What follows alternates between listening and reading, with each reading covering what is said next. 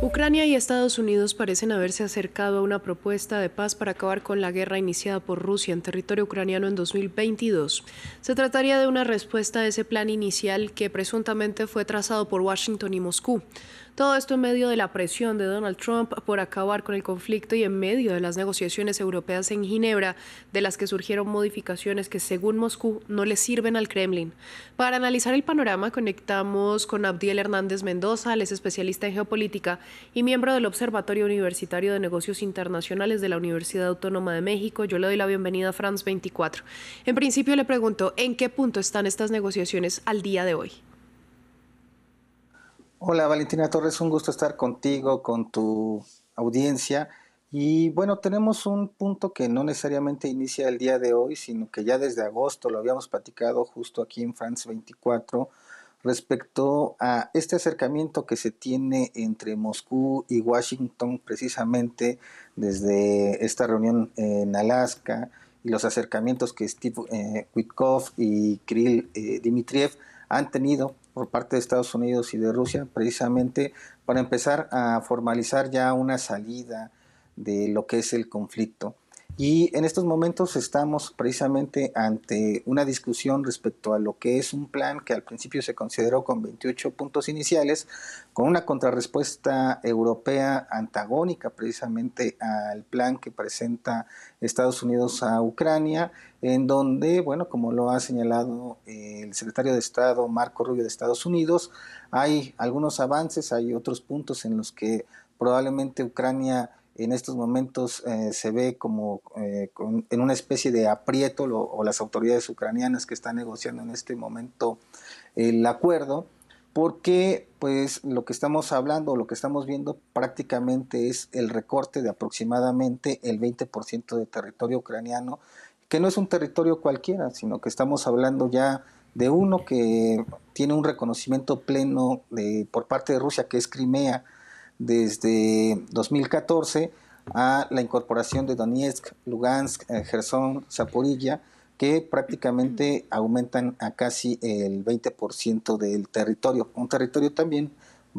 cabe señalar, rico en recursos críticos estratégicos. De hecho, es el recurso donde más se concentran los minerales críticos estratégicos, que en su momento había colocado precisamente Volodymyr Zelensky como parte de las concesiones que podría hacer a Occidente si es que se le seguía apoyando en este conflicto con Rusia.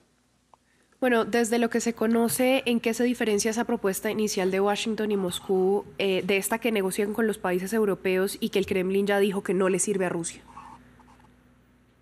Sí, prácticamente estamos hablando ya del control del territorio ucraniano. Para la Unión Europea, pues esto es algo que no podría ser así. Una de las, digamos, ideas por parte de Europa es precisamente regresar a los límites anteriores a 2014, garantizar también el ingreso de Ucrania a la OTAN y a la Unión Europea, mientras que para Moscú, bueno, esto representan prácticamente líneas rojas, ¿no? Y bueno, prácticamente lo que estamos viendo también es la necesidad de crear una zona neutral, también bajo supervisión internacional, lo que si esto sucedería, pues estaríamos hablando de una pérdida adicional de territorio. En esta nueva, digamos, versión, pues sí, se está hablando ya prácticamente de un alto al fuego inmediato, sin sesiones inmediatas, de negociaciones territoriales, prácticamente invalidar los avances rusos, sí invitar también a Rusia al G8, ir desapareciendo paulatinamente las sanciones para Rusia en términos de las concesiones que también podríamos observar en ese sentido. Ahí hay muchos cuestionamientos, ¿no? Otro de ellos, y me parece que muy importante, es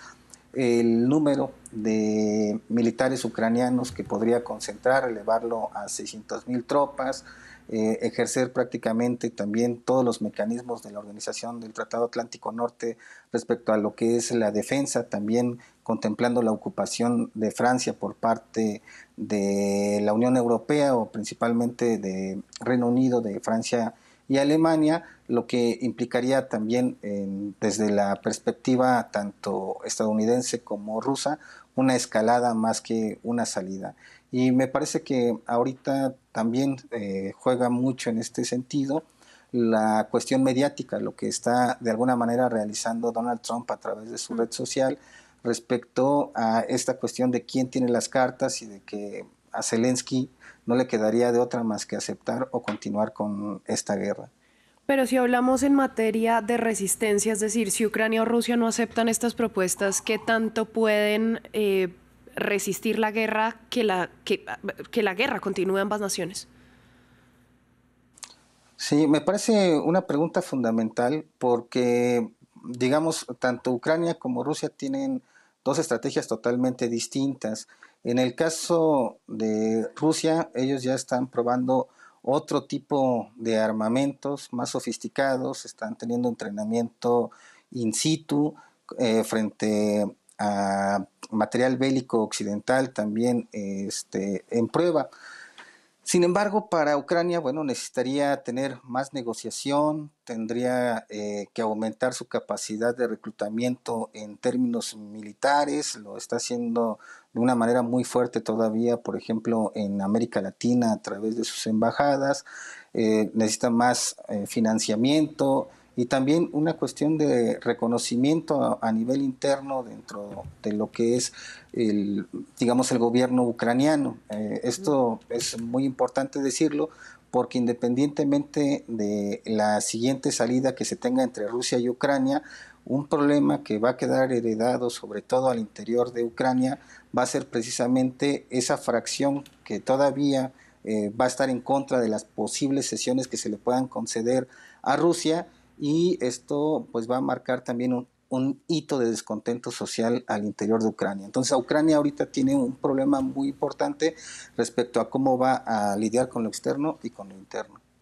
Bueno, siempre escuchamos a un Volodymyr Zelensky muy celoso de no ceder territorio. ¿Qué margen real de Uh-huh. maniobra le queda al mandatario para que Rusia no se quede, por ejemplo, con el Donbass? Digamos que ahí es donde está estancada la relación. Eso es lo que, digamos, de manera inmediata a Volodymyr Zelensky no le gustaría ceder porque prácticamente estaría cediendo aquellos espacios que pues son necesarios en términos geopolíticos para la actual revolución digital. Estamos hablando justo del lugar donde se encuentra la mayor cantidad de recursos críticos. Entonces, perder este territorio sería prácticamente para Ucrania perder la guerra. Por eso Volodymyr Zelensky va a apretar hasta el final para evitar perder este territorio. Sin embargo, todo parecería ser que sí lo va a perder respecto a la presión que no solamente está recibiendo por parte de Rusia, sino por parte de Estados Unidos en estos momentos. Bueno, y en terreno, ¿qué pasa con la población ucraniana? Es decir, sabemos que hay un gran orgullo de los ciudadanos por defender esta soberanía, la integridad de su territorio, y pues han aguantado más de 3 años y medio. ¿Cómo llegan entonces estos diferentes planes de paz? Sí, aquí va a ser muy importante, digamos, dentro del plan que se está llamando el resultado de lo que serían las elecciones nacionales en los siguientes 100 días. Y nos va a dejar ver algo, precisamente, si es que esta cuestión respecto a lo que es la ciudadanía ucraniana realmente quiere, en términos de fuerza política, un entendimiento con Rusia, es seguir con la confrontación con Rusia, pero independientemente de esto, como lo mencionaba hace un rato, bueno, estamos hablando ya del papel de reconstrucción del tejido social dentro de Ucrania, lo que implicaría, entre otras cosas, desafortunadamente para los ucranianos, un ambiente social sí de división, obviamente de un sentimiento de derrota que tendría que ser canalizado de manera inmediata por quien llega al poder, porque eso está también dentro del plan, sustituyendo a Volodymyr Zelensky. Bueno, con lo que habíamos visto el fin de semana, el domingo, Donald Trump acusó a Zelensky de ser un desagradecido por no valorar los esfuerzos de Washington por la paz, y también criticó a Europa por seguir comprando petróleo a Rusia mientras intentan mantener pues a flote a Kiev. ¿Qué tanto poder tiene este tipo de presión sobre Zelensky y sobre Europa? Sí, de hecho, la respuesta de Zelensky también por redes sociales, en esta diplomacia de las redes sociales que prácticamente nos está tocando vivir como humanidad, señala que Ucrania está en uno de los momentos más difíciles de su historia y que, bueno, hay comprensión de que Estados Unidos incluye elementos de alguna manera basados en la visión ucraniana y críticos para sus intereses nacionales. Sin embargo, no deja de señalar Zelensky precisamente que es para ellos, desde su perspectiva, Rusia quien inicia la guerra. En este sentido, y esto es algo muy importante porque parecería de alguna manera contradictorio, que el plan de Estados Unidos parecería apoyar más una visión de guerra, de victoria rusa, y que por el otro lado esté presionando precisamente a Europa de no comprar su petróleo, el petróleo de los rusos. Parecería ser contradicción, pero no lo es si es que pensamos precisamente en este estilo jacksoniano, por decirlo de alguna manera, de gobernar de Donald Trump. Lo que quiere Donald Trump, precisamente en términos geopolíticos, es negociar directamente con Rusia a partir de que se firme la paz, los acuerdos energéticos con Europa y restablecer prácticamente el tendido de estos, pero ahora ya a cargo de Estados Unidos. Por eso no le importa a Donald Trump prácticamente la participación de Europa dentro de esto. Y presiona a Zelensky precisamente a partir de estos llamados de cero gratitud por los esfuerzos respecto a una guerra que no heredó o que no debió pasar, según Donald Trump, para que, por un lado, Zelensky ceda hacia los rusos, por el otro lado no participe Europa y Estados Unidos quede como esa entidad que garantice la seguridad energética para Europa. Y en Estados Unidos ya no solamente garantizaría la seguridad en términos de defensa militar, sino también la seguridad energética. Para Estados Unidos es un ganar-ganar. Bueno, y si lo vemos desde la figura de Donald Trump, más allá de los elogios, más allá de él lograr eventualmente ser artífice de esa paz, ¿qué es lo que gana el país o qué deja de gastar, digamos, en el escenario en que se acabe la guerra en Ucrania?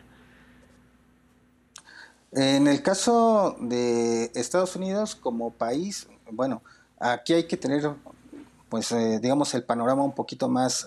amplio, porque involucra precisamente un acuerdo trilateral, no necesariamente escrito, primero con China respecto a lo que ya vimos en las semanas pasadas, respecto a esta concesión de tierras raras y un alto a la cuestión de los aranceles. Mientras que con el caso ruso, bueno, alargaría de alguna manera un pacto energético que implicaría, entre otras cosas, y por eso es muy importante el papel que está jugando en este contexto Groenlandia, una comunicación interártica precisamente alrededor de algo que le interesa mucho a Donald Trump, que es la seguridad energética basada en el petróleo. Habrá que recordar que una de las primeras frases que dice Donald Trump al llegar al poder es hay que perforar, ¿no? Bueno, con las frases típicas de Donald Trump que no voy a repetir.